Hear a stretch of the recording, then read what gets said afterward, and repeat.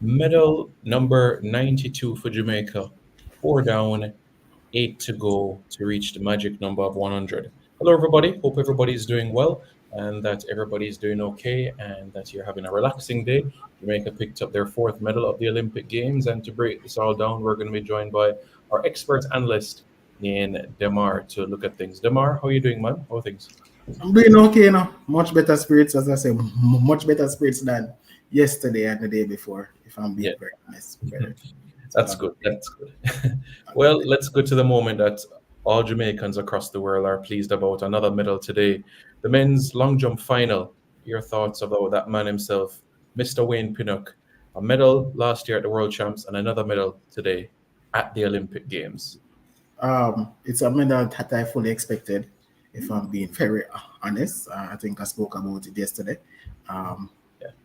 on here. So I'm not surprised, but I'm still extremely proud. It's our first medal in the event since one James Beckford in 1996. So it's a huge deal. Um, can't really complain, a fourth or fourth uh, of the game. So it's just we just have to keep on going from here. But as I say, as for Wayne, I'm extremely pleased for him because he had a difficult end to the NCAA season where I don't think he finished in the top three or the top four. So to come back on the biggest stage and to pull out a performance like this, no doubt under pressure, it shows guts. It shows that he has a strong, his mental is very strong, and he's going to go really far in the event. Do you remember Demar when he was at Kingston College and the progression that he had? Did you ever foresee the journey that he would be right now in terms of the transition to the international stage and professional arena? Did you envision that trajectory for him? Progression, yes, but funnily enough, not in this event. Because people don't remember that at Champs 2019, he ran 13:06 in the hurdles. So in my head, he was just I know the two events combined, they go well together. Once you're a good jumper, you tend to be a good hurdler. Not in all cases, but the two can work. But if I was to say back then which event I actually thought that he was going to do well in, I would have picked the hurdles. And this is not to say he was a bad jumper because he was the first junior from here to go over meters. So he had the potential for both, but back then I actually thought that he would have went with the hurdles. But it's not surprising because at Champs, he did what he did the first schoolboy over meters. He went to the World Juniors and I think he got silver or bronze. I'm not 100% sure. So from then, he has just been up in the long jump. He has not. I mean, he has had some ups and downs, especially on the NCAA circuit, but that is to be expected. But since he has come on the main stage, he has been delivering for us non-stop, and is somebody that we should be very, very proud of. Yeah, it's so interesting. You make the point about Champs 2019 because if you go back to that time, there was a lot of expectation on Deja Russell, who one was World Under 18 champion. Many people said take him to World Championships London 2017, and was the man that was going to say that this is our next sprint hurdler in a sense. But here comes Wayne Pinnock, breaks that record, and also the long jump that year as well, going over 8 meters and shattering a 2-decade record, so to speak. So the journey itself has just been tremendous, and for a young guy as well, early 20s. Yes, 23, 24, run about there. Yeah, and you highlighted as well the accolades so far. He has a World Under 20 medal, a World Championship medal, and now an Olympic medal. So certainly a nice feather in his cap as well to build upon for the years that lies ahead. Just in terms of when you left Jamaica going to Arkansas, just your thoughts generally. Kingston College, the transition into the Arkansas and where he is today, because some person might say the collegiate circuit in the States the demands are much higher. Every weekend you're doing something, and that can really affect recovery or tiredness. But the execution is there, and everybody is so happy and pleased about that delivery today. Yeah. Yeah, for sure. So that is something that is wonderful to see. Kira McLeod making it to the final, 782, despite not medaling, though, Demar, having three Jamaican jumpers in this event, competing, is it something that you can say we're happy about, and we're yet to see the other jumps as well in terms of the triple jump aspect, which we're looking to. Kiri, I think he had that some niggle. I'm not 100% sure, but I think he was dealing with some niggles leading up to trials and this game. So I'm not sure if he was 100% coming into the games, but he's still somebody that deserves a lot of recognition. You know, he made the Olympic finals, top 12 last year. He narrowly missed out on a medal in Budapest. Taji got him at the end, I think. So I think he's on the right path. So I think probably the only thing that's missing is a bit more consistency in his jumps. Like he will give you like one big jump here and then another. So for me, his aim over the next 12 months or so should be finding consistency when it comes on to the jump. Mm-hmm. Yeah, very much so. And certainly some other events to go later in the season for them to continue in that vein that you make mention about. And of course, next year as well, where we have a World Championships auto in Japan. In terms of the other events that took place today, Demar, we had a few semifinals, a couple of heats as well. You know, is there one event that caught your attention, caught your eye more than the rest, or one athlete that the 400-meter hurdles for women. Yeah. We expected Clayton to do what she did. Right. You know, she was dominant in her semifinals. She did, as I said, she's the strong bronze medal favorite, and my opinion hasn't changed on that based off the semifinals that I've seen so far. She went out strong. She was commanding. She took charge of her event, and she made everyone know that she was here. She was going to be a part of the race because, you know, everyone is like, it's between Sydney and Femke, which it might be the case, but a lot of people are writing her off. And I think, and I don't say this lightly, I think she's in the shape to challenge our national record. Wow. From Miss Walker back in 2020 or 2009? 2009 Berlin. Yes. I think she's in that shape. From when I was at trials and I saw the 52-32 come back on the clock, I was stunned. And then it rounded up to 52-42. I think she's in that shape. And with the two runners that will be ahead of her, or should be ahead of her, because I heard this event, it's very tricky. I think they could pull her to something very special. Also, for me, from a Jamaican point of view, I think it's the performance, the single performance from a Jamaica point of view so far is Salman. She came into this championship with a 53.73 personal best, or 71, and she brought that down to 53.13. That's a big, that's coming on leaps and bounds. So that's a big step. She showed flashes, you know, during the earlier season. I think it was at Invitational, or was it at Racers? She was putting together a good series. She was putting together races that made you want to stand out and, you know, watch her. So for her to move from 53.7 to basically the special era, which is, you know, sub 53, that is saying a lot. So she was rewarded with a place in the finals for that massive personal best. And I think so far that has been the single most what's the word that I'm looking for? I want to use the right word. It's impressive because to take off 0.60 of your personal best at a major championship is not something that a lot of people do.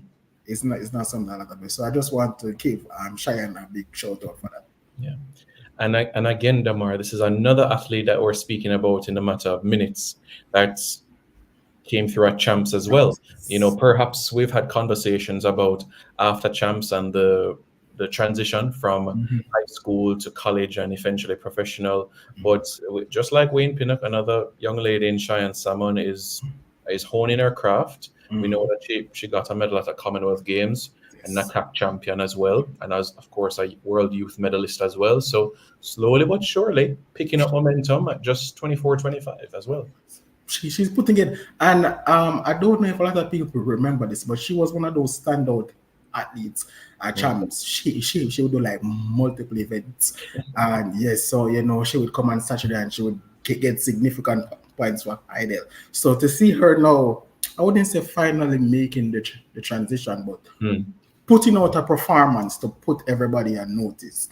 And it is, I feel like it is funny because the no- in the normal races, and I Mm. said normal, if you take out Sydney and Femke, if you saw somebody running 53:13 under normal circumstances, you'd be like, okay, this person could be a medal favorite. But because those two ladies have taken the event to another stratosphere, I don't think we really appreciate these times because we're used to seeing the sub 52, the 51, whatever, or even the sub 51, which, two ladies have done, in recent time. So I don't think we should overlook the significance of Cheyenne performance so far. Mhm. Yeah. And you know, when you speak about her, the body of work from Champs and the multiple events, it just brought my mind back to Heidel as well with Ashanti Moore, who also did multiple events and then went to focus on the 100. It's just amazing, you know, the Heidel factory of how they produced athletes. That time frame, like 2017 to around 2019, thereabouts, Mhm. really, really kept Edwin Allen on their toes. Yes, yes, it was a good time. It was a good time at Champs, man. And it was so unfair that I think during that period, it Mm. would have been they deserve. Well, I don't want to say deserve. I wouldn't have been upset if they had won a few championships. But I think Edwin Allen was just so good in like every era. It was really hard. But they really pushed them, man. They Yeah. really pushed them. Most definitely, for sure. Let's look ahead in terms of what lies ahead tomorrow. Before we're going to tomorrow, Damar, are you a coffee or a tea person? Because tomorrow is going to be the longest day. Yes, I have to set my alarm tomorrow, and I'm not a coffee person, I'm a tea person. Okay, Tomorrow is going to be, I think it starts at like 3 o'clock. correct. So, yeah, it's going to be a long day. Indeed. In terms of final, we'll be in the discus throw final, so that is one final to look out for. But loads of semi-finals and qualifiers. But I'll be frank with you, what I'm looking forward to the most out of all of these Mhm. is the men's triple jump qualification. That's what Ah, I'm looking forward to the most. all right. Yeah. I I don't. Well, I'm assuming, not Mhm. sure, but we haven't won an Olympic medal. I'm not even sure if we have a triple jump medal. I'm not 100% sure, but I know that we don't have an Olympic medal in the men's triple jump. Yeah, not on the men's side. And I think we have an athlete in Jaden Hibbert that is primed to change that. We don't put in too much pressure on him. Yeah. I remember, I think it was last year when he did the 1787 or something like that. I'm not sure, but I think it was last year when he did 1787. Before that, I made I made a tweet that I personally think that he has the potential to revolutionize the triple jump in the same way that Duplantis is doing to the pole vault. I think he has that much potential. Um, Mind you, having the potential and mining it into, consistent performance is another thing. But I think just off the face of it, I don't think we've seen a more talented, especially junior. I mean, junior, it goes without saying, but I don't think we've seen a more talented jumper in a while. I think he has the full package. He has the sprinting speed. His phases are perfect. Like if it comes together, And I said, and again, I'm not putting too much pressure on him because, let him go there and do his stuff. But I think he has the potential to do special things in the event, and all things being equal, we should be celebrating our first ever medal in the men's triple jump when the final comes around. Well said, well said. And Demar, I'm sure you'd have seen as well on social media how his personality Yes. gravitate towards him. Yes. How much of a joy is at seeing that as well? Because even from Kingston College days, you just felt that sort of aura and that vibe, and it never comes across to me as arrogance. It's just like confidence. Yes, and that's another thing that I think he has going for him. He's a people person. People gravitate towards him and you want to be around him.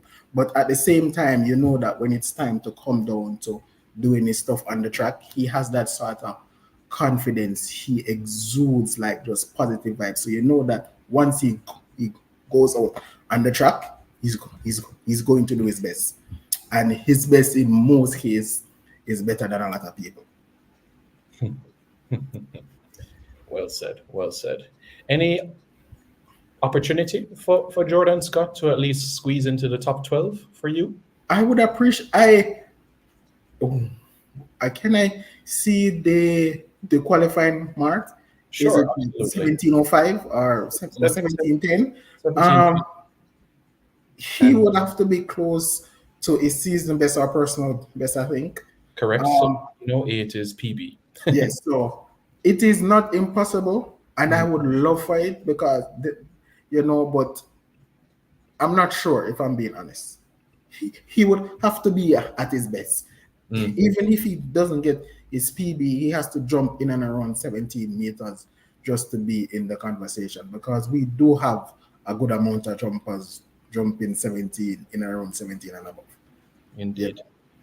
Jaden Hibbert, 1787 PB for him. Jaden Hibbert. And in relation to the final that we have tomorrow as well, the discus through 3 Jamaicans in a final. That is remarkable.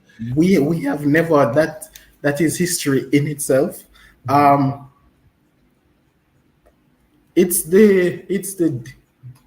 a throwing event, so you can't really say for sure that a medal is put down for anybody, because sometimes all it really takes is for somebody to have one special throw and it throw off the entire field and whatever. So just the fact that we have 3 finalists in a field event, which I think a lot of people are not appreciating, and the field events have been carrying us at this Olympic Games so far, and I fear that it will be the same. The trend will continue going forward, because I say I'm expecting a medal in the triple jump for men. I don't know how I feel about the discus, because it's a tricky event, and you have a couple of men that are throwing close to 70 meters and above in Lenka and Christian Shea, so it's tricky. But I don't think there has been, like, apart from the top 2, I don't think there has been any consistent standout throw. So probably the third medal is there.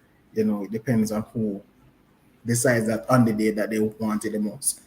But having 3 Jamaicans in event, I don't even think when we had Frederick, we got